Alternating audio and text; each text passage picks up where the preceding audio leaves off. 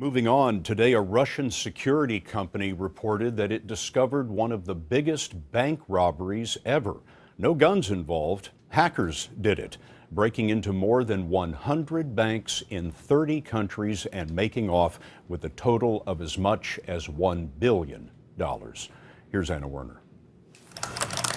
The authors of the report call it the great bank robbery of the modern era. Their ultimate goal was to steal as much money as possible, and they largely accomplished that. Chris Doggett is managing director for Kaspersky Lab, the computer security firm that uncovered the scheme.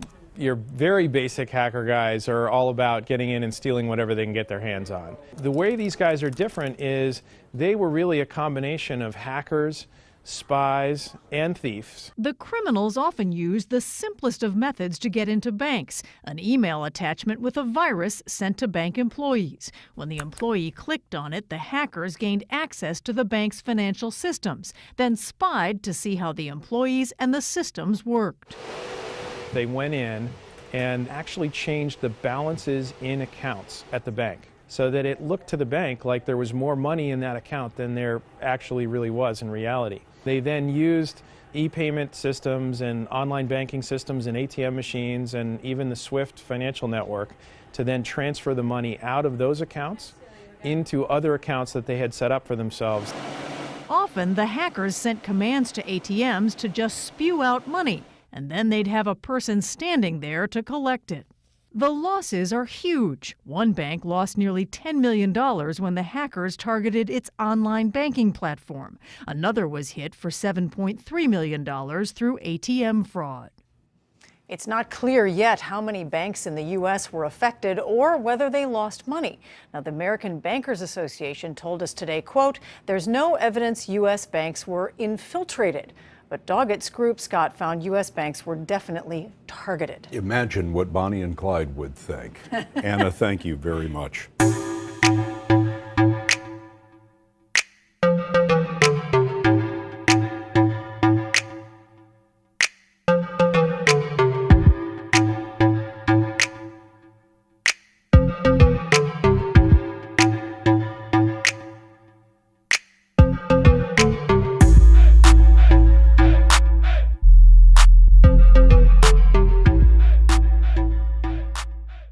SWIFT, the Society for Worldwide Interbank Financial Telecommunication, is going through a midlife crisis.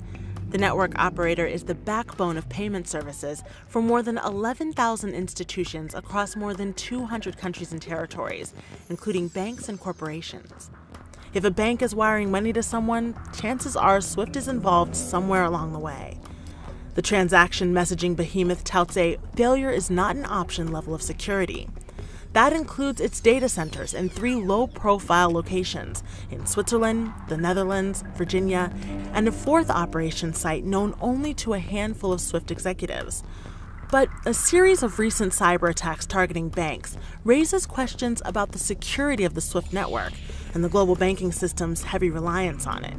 SWIFT says its core messaging platform is uncompromised.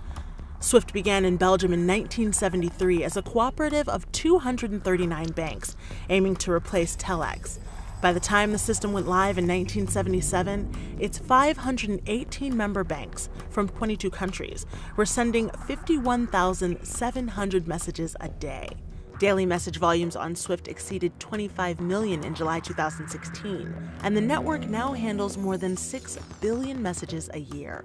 The company continues to grow rapidly, adding a range of ancillary products and services. It also has been adding operations in emerging markets, which sometimes have less sophisticated security practices and have been the source of recent customer breaches. In 2015, hackers stole $9 million from a bank customer of SWIFT in Ecuador and attempted another attack on a bank in Vietnam. In February 2016, hackers walked away with $81 million from Bangladesh's central bank, which had an account with the New York Fed. The hackers have not been identified. SWIFT's authentication process is designed to check that a message's sender and receiver are who they say they are. But if hackers gain control of a user's credentials, SWIFT may not detect the intrusion until it's too late. SWIFT also considers user-end security to be the responsibility of its customers. It doesn't always audit customer sites to ensure compliance with network guidelines. SWIFT revealed in September 3 new cyber breaches, without disclosing their scale or locations or the banks affected. More breaches may have occurred since then. The recent breaches at customer sites are forcing SWIFT to make crucial changes in the way it operates. It has hired cyber forensic teams, distributed software patches, and is publishing anonymized incident reports on a restricted part of its network so that users can track attack developments.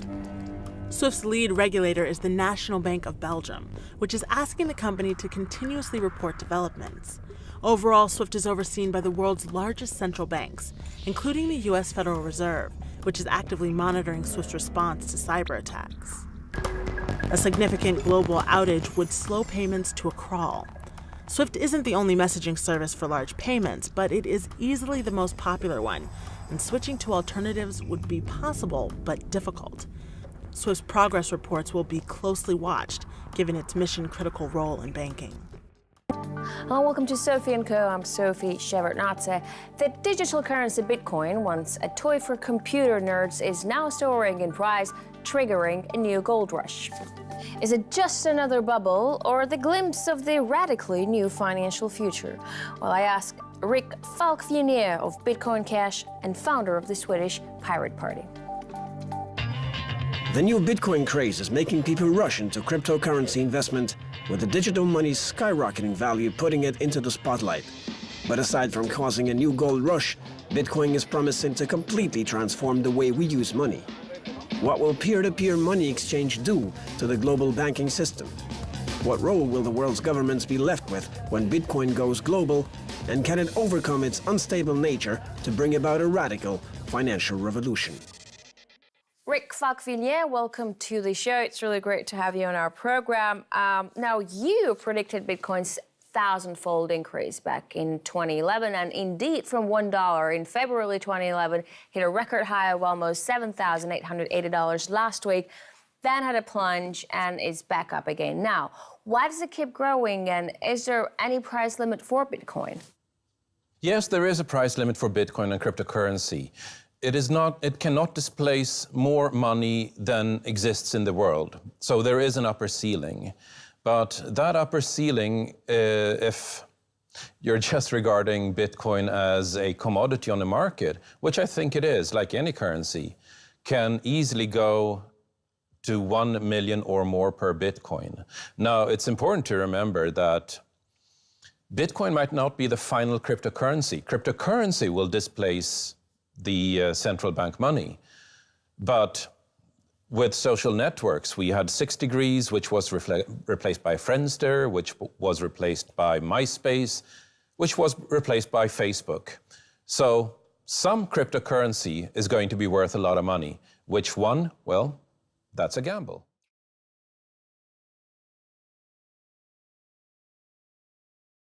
Goldman Sachs CEO Lloyd Blankfein says Bitcoin may be another bubble, just like that of the dot-coms. And JP Morgan's Chase CEO Jamie Dimon compares cryptocurrency to the Dutch 17th century tulip mania. Don't these men have a point? I mean, a bubble forms when there's public ignorance, and with Bitcoin, most people have a vague idea of what it is and how it works.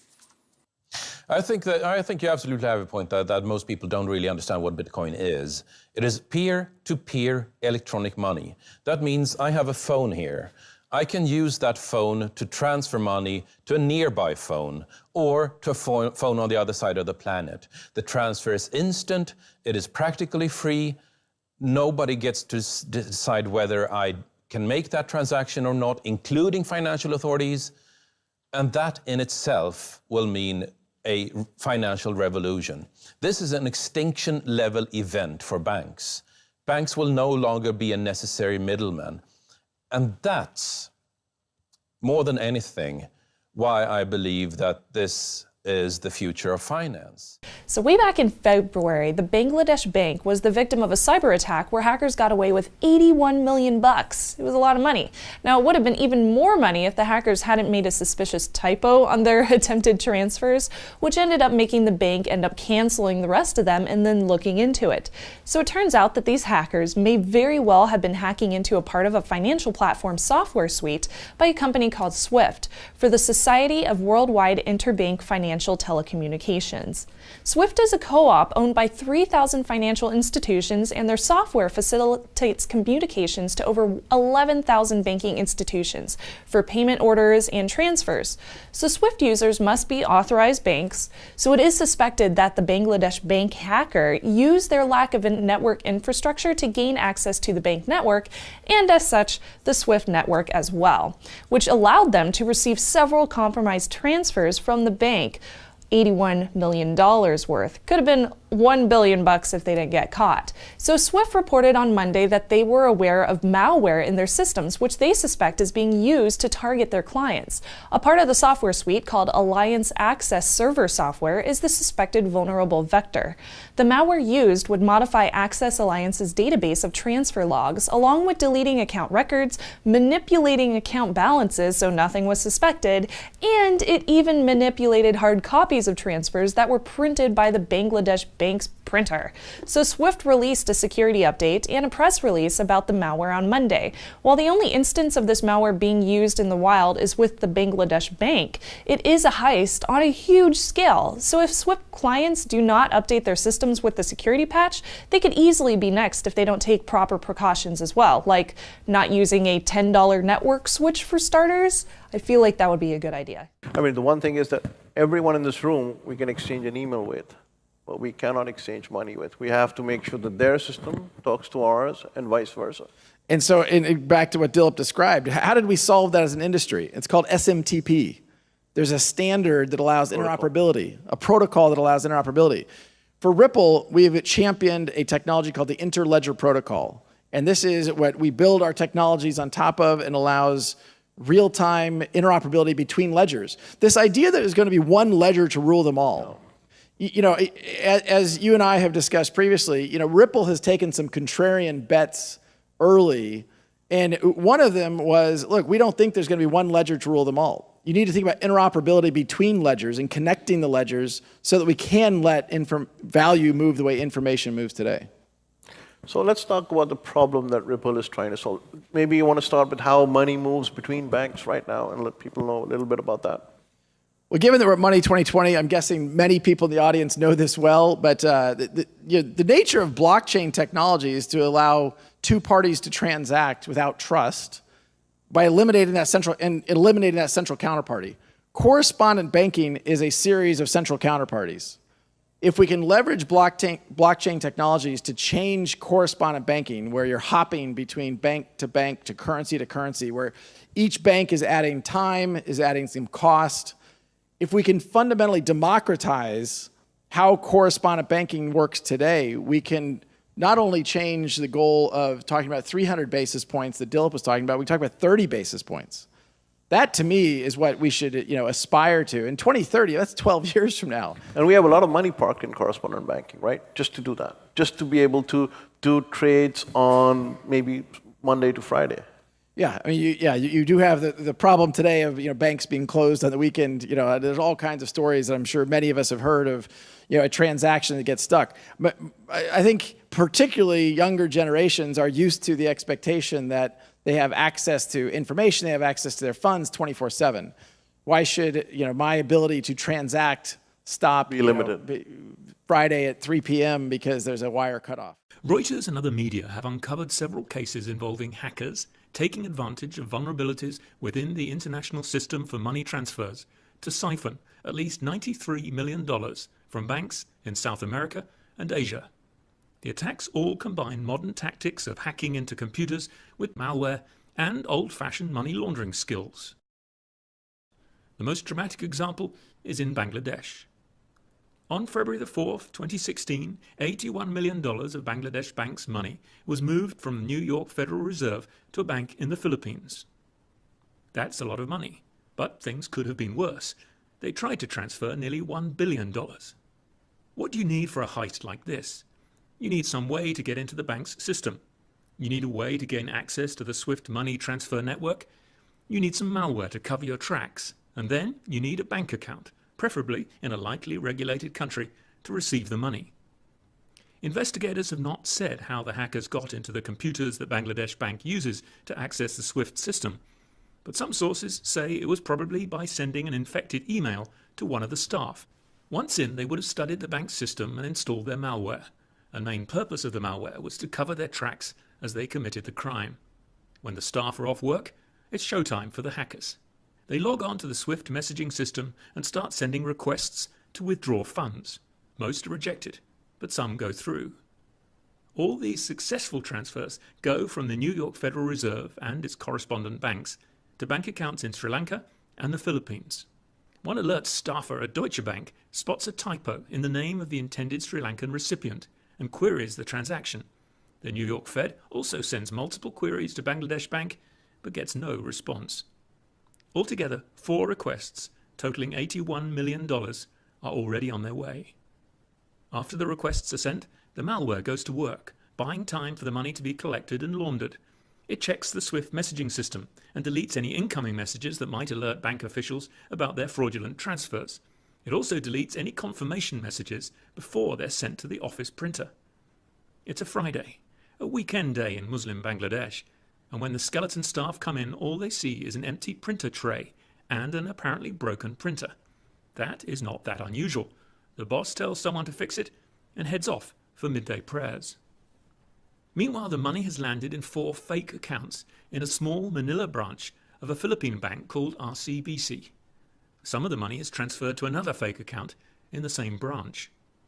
That afternoon, one of the branch employees summons an armored car from head office which dumps 20 million pesos. Some of the staff count the money and pack it in a paper bag. It's loaded into a car and driven off. Over the weekend, Bangladesh bank officials wake to the scale of the problem. The malware appears to have disabled the Swift messaging system. They print out the Swift messages manually and try to contact the New York Fed via phone, email and fax. There's no response from the New York Fed office that is typically not staffed on weekends. Swift remotely fixed the messaging system. It's now Monday in Bangladesh and officials realize where the money has gone and send Swift messages to RCBC asking them to stop the transfers. But it's a public holiday in the Philippines and those messages don't get read until Tuesday morning.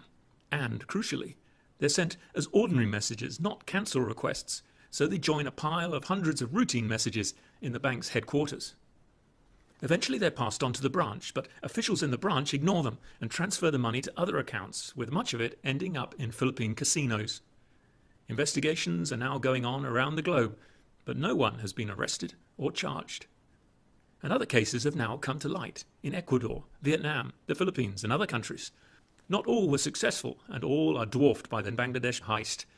More cases are expected to come to light. But the hackers, whoever they are, remain hidden.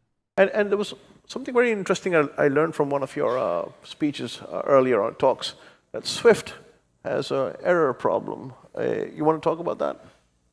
You know, it's a really good point. And I sometimes struggle with how to describe this because I grew up in Silicon Valley. To be fair, I moved there 20 years ago, but in my professional life, I grew up in Silicon Valley. And in Silicon Valley, if you're in the tech industry, you talk about, 3 nines of reliability, 99.9% reliability, or 4 nines of Six Sigma and all that. Yeah, so think about this. When you use Google, the search box on Google, it always works. I mean, the success rate is 99.999, I think it's 6 nines.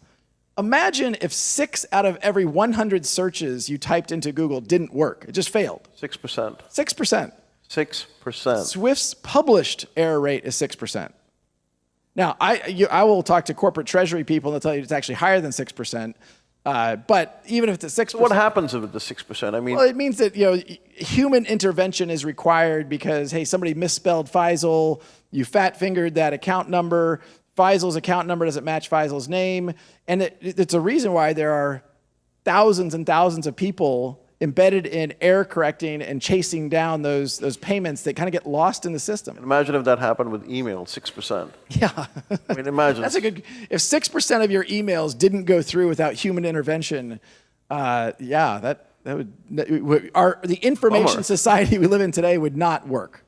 And you don't come from a banking background, so you also don't come from a cryptography background or a computer science background. And yet here you are, CEO of a company that is using cryptography mathematics to solve an old age problem of remitting money real time. Well, I'll say a couple things. One is I've always been a bit of a geek and did some coding earlier in my life, but never formal training around computer science beyond basic stuff way back when. But to me, the reason why Ripple has been successful is because we've focused on a clear problem for a clear customer. There are a lot of companies at Money 2020 that are thinking about blockchain technologies. The best counsel I can offer is understand what customer you're serving, understand what problem you're solving. There's a lot of people out there that I think it's a technology in search of a problem instead of a problem in search of a technology. Even when I got to Ripple about 3 years ago, we were looking at a bunch of different use cases for blockchain. We were thinking about identity, we were thinking about smart contracts. We decided to focus on one. And that focus has meant we have hundreds of people focused on solving that problem for our customers. And we now have well over 100 banks and financial institutions around the world that are working with us. We just announced our product that uses XRP to deliver that liquidity. We productized that in Q3 last year. We announced our first customers. Today, we have some of the largest payment providers in the world using XRP for their payment flows into Mexico. At the end of the day, if you're solving a problem, meaning we're reducing the cost and increasing the speed, I'm very optimistic about the continued adoption of XRP as solving that problem because it works.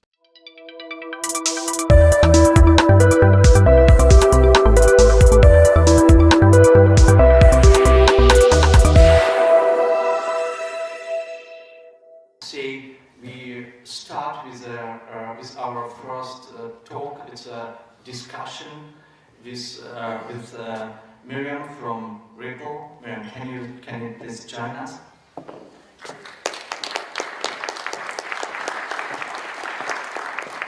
Okay, let's take this. Yeah.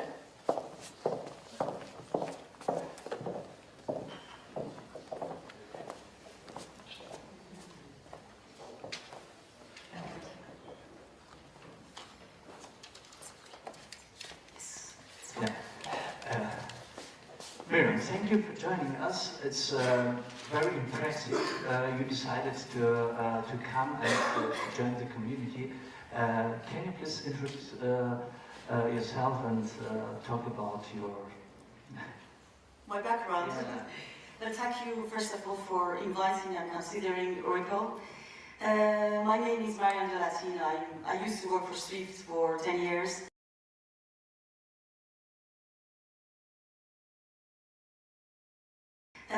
My name is Marianne de Latina. I used to work for Swift for 10 years.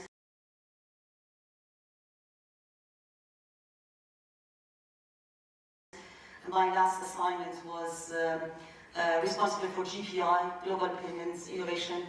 And since more than 10 months, I joined Ripple. So I wanted to be more disruptive in this very changing landscape.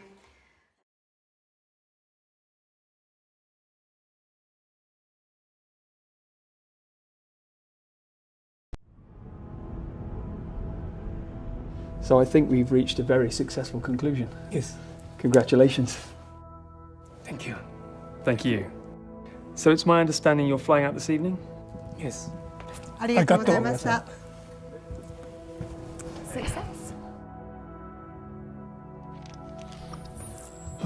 you go. Oh, thank you.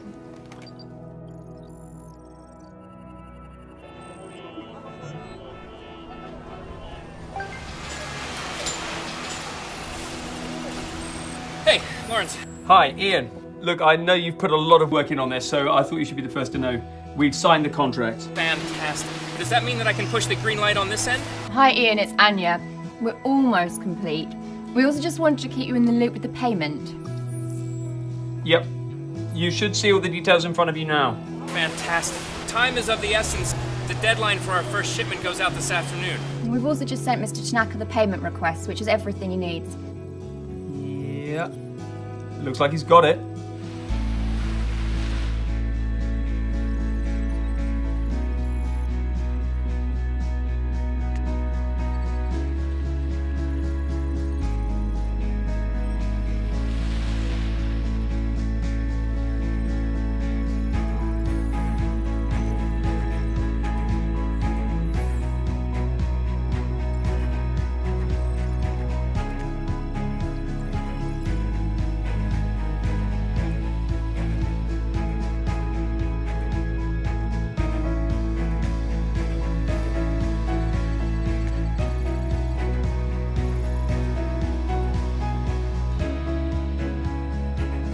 taxi!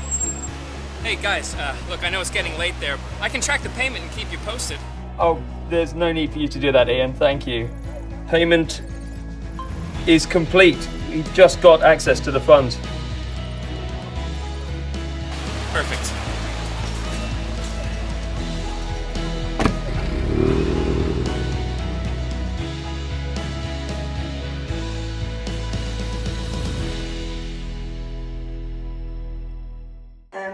I think the question is always rises, why changing from Swift to Ripple? Because obviously there are lots of controversy around this.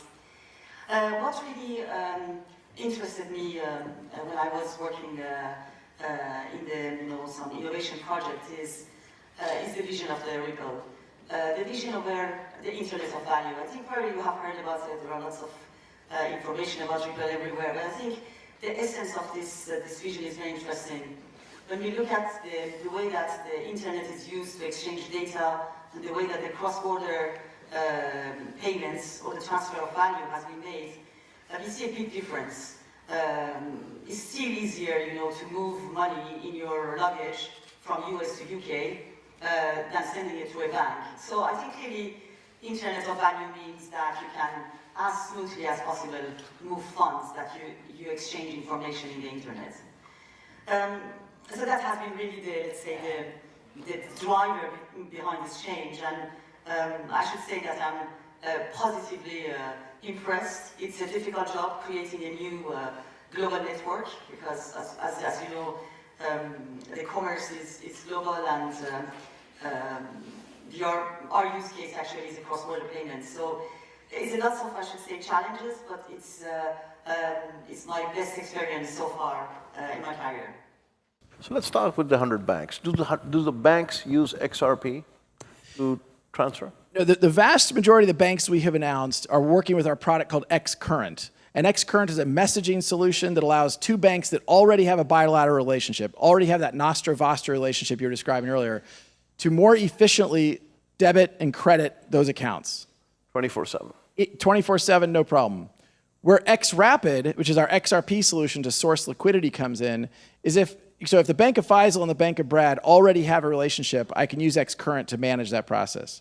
If we now want to settle to the Bank of Audience, I don't know what currency the Bank of Audience is. We're going to stick Singapore dollars. Singapore dollars. We don't have a Nostra account in Singapore dollars, but I need liquidity. Well, even yesterday, I think there's a new regulated digital exchange announced here in Singapore. So if you hold US dollars, you can sell your US dollars, buy XRP, move XRP, which would take about 3 seconds, sell the XRP, and buy Singapore dollars. That whole transaction can be completed in less than 10 seconds. You snuffed out volatility. The volatility, it's fascinating. There's a lot of misinformation out there about digital assets broadly, and certainly around Ripple. Volatility is not really, that's fake news. Volatility, you're talking about 3 seconds of volatility risk. So here's a crazy thought exercise. If the average SWIFT transaction is about 2 days, that's 48 hours, that's just shy of 180,000 seconds. Take my word for it, that's the math. You can either do 3 seconds of an asset that is highly volatile, or you can do 180,000 seconds of an asset that is low volatility. It turns out there's more volatility risk using SWIFT and fiat than there is using XRP. Martin, can we have the poll question? I want to take a very quick poll, and we'll give the result towards the end. How many people think that payments, cryptocurrency-based payments, will become the norm in 2018? Yes, no, and a maybe. You can use your Slido to do that, and we'll come back to that. But coming back to the 100 banks. Are the 100 banks, if another bank joins the network and it's 101, are they all able to communicate with each other using your XCurrent platform currently? Yeah, we call that RippleNet. And so we have banks that have agreed upon a rule set using the same software such they can efficiently participate. And we now are signing up more than a bank a week or a financial institution a week. So that the network effects are very strong here. The more nodes on a network, the value of that network increases by the square of the nodes. So every time we add another node to the network, the value of participating goes up, and so the value to the next bank to sign up, the next payment provider, next financial institution to sign up goes up. So momentum is definitely building. I'll be interested to see what the survey says. Although, to me, the survey, it isn't about whether you as an individual are using a digital asset to make a payment.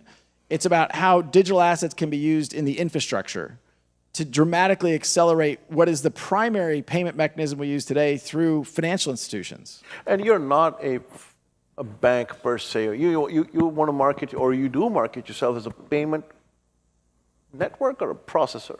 It's a good question. I just got this question a couple days ago. Somebody said to me, are you a crypto company or a blockchain company?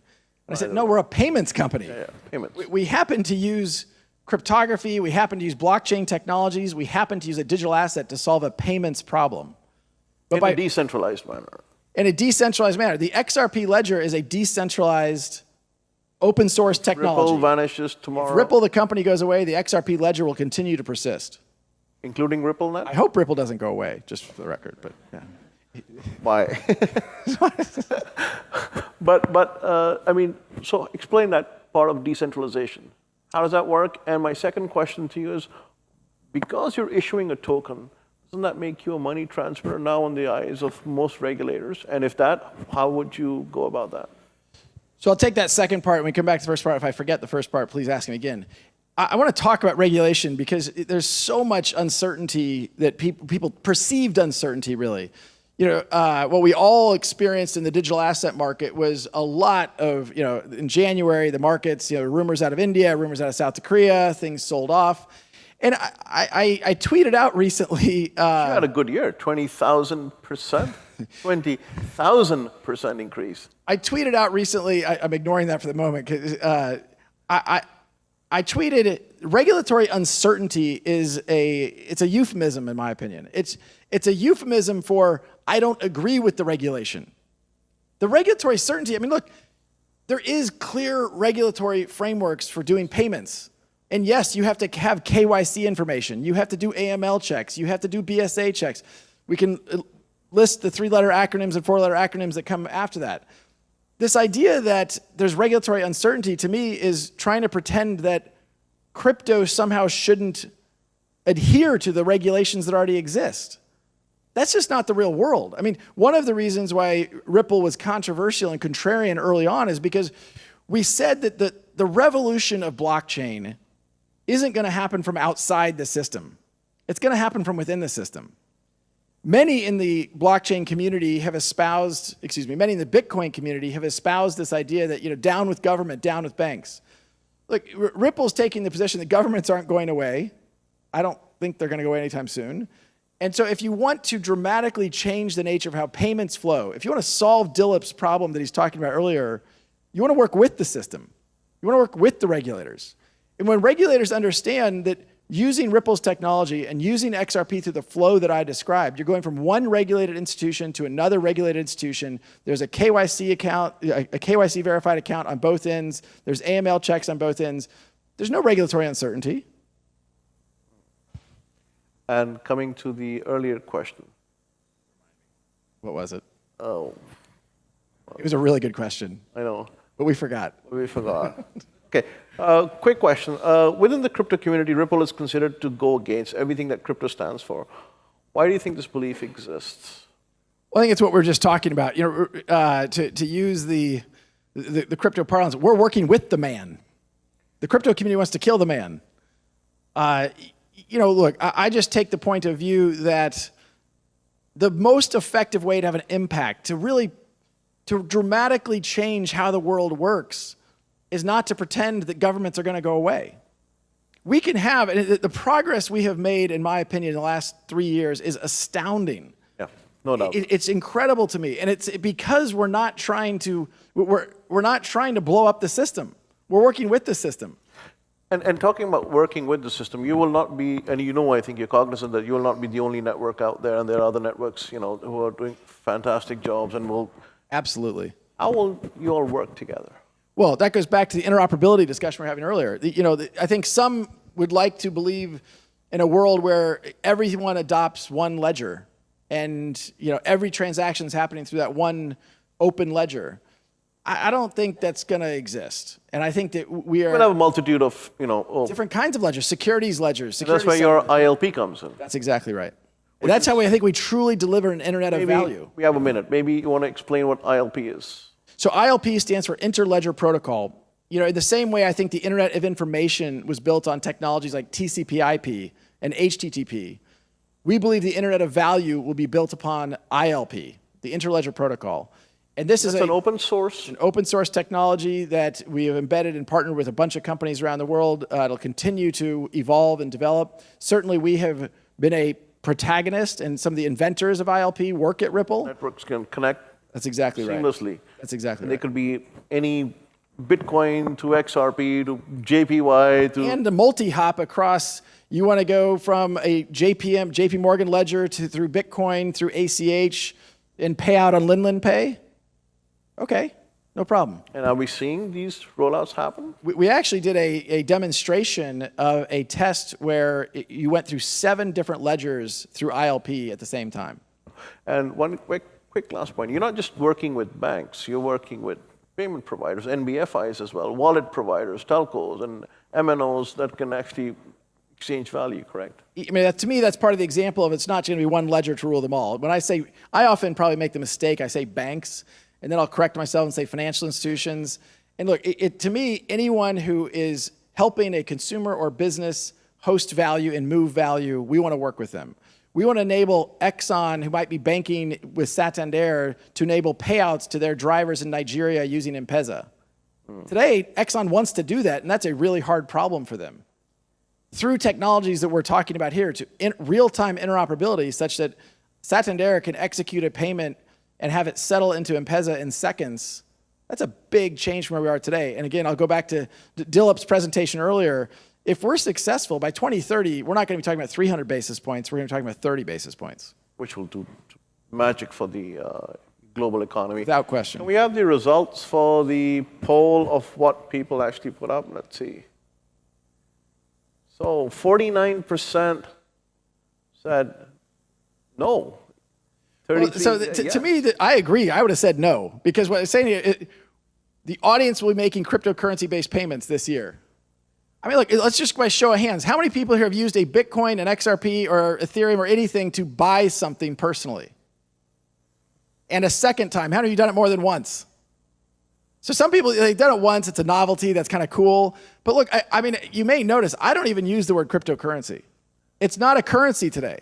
I can't go to Amazon, I can't go to Starbucks, I can't use, these aren't currencies, they're digital assets today. Maybe one day they will be cryptocurrencies, but today I talk about them as digital assets. That doesn't mean they can't be used to solve a real problem at scale.